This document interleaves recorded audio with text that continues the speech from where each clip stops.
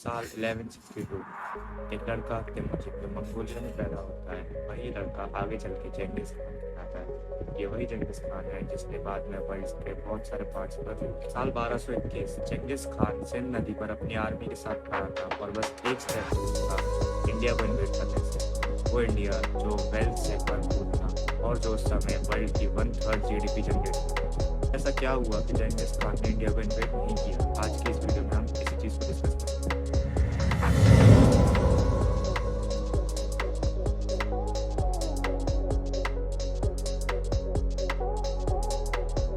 कि Genghis Khan के India को ना इन्वेट करने के पीछे पहला रीजन था रेबेलियन अगेंस्ट इंडिया। जब चंगेज खान ने मंगोल एम्पायर को यूनिफाई किया तो उसके सामने सबसे पहला दुश्मन थे चाइना की वेस्टर्न शिया डायनेस्टी, जिन्होंने मंगोलिया और उसके लोगों पर हमेशा से अत्याचार किया।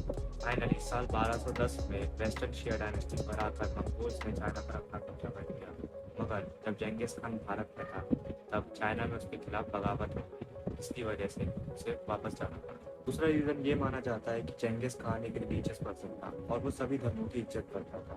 हालांकि वेस्टर्न हिस्टोरियंस और मुस्लिम वर्ल्ड में चेंगिस खान को एक हत्यारे की तरह दिखाया है जिसने मिलियंस ऑफ पीपल की जान ली। अगर चेंगिस खान के बारे में केवल ये सच है, वो मंगोलियन बुद्धिज्म को मानता था और एक वेजिटेरियन भी था।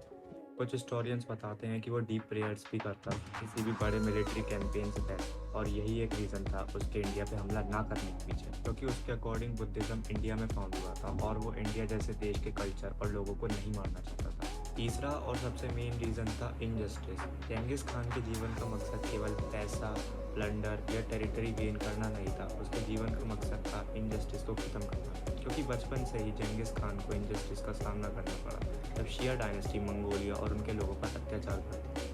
चेंगिस खान की फैमिली में भी उसके फादर को पॉइजन दे के मार दिया गया जबकि वो केवल 9 साल का था। उसकी वाइफ को भी वो लोग किडनैप करके ले गए, जिसकी वजह से चेंगिस खान के मन में एक बदले की आग पैदा हो गई। इसीलिए जब शाह ऑफ खुराज ने चेंगिस खान के ट्रेड ऑफर को ठुकरा दिया और उसका एम्बेसडर को मरवा दिया तो उसके पास वॉर करने के अलावा और कोई चारा नहीं बचा। इसीलिए उसने खुराज़म एम्पायर के खिलाफ वॉर छेड़ा। भारत में आ गया तो चिंगिस खान उसका पीछा पर करते करते भारत तक पहुंच गया था और सिंधु नदी के वेस्टर्न क्या बोलते हैं शोर पर वो खड़ा था और जलालुद्दीन का पूरा उसने आर्मी डिस्ट्रॉय कर दिया। जलालुद्दीन ने छलांग मार के सिंधु नदी में वो जा गिरा, उसने क्रॉस कर दिया and he went into India. और वहाँ से चिंगिस खान ने बोला अब मुझे और आगे जाने की ज़रूरत नहीं है।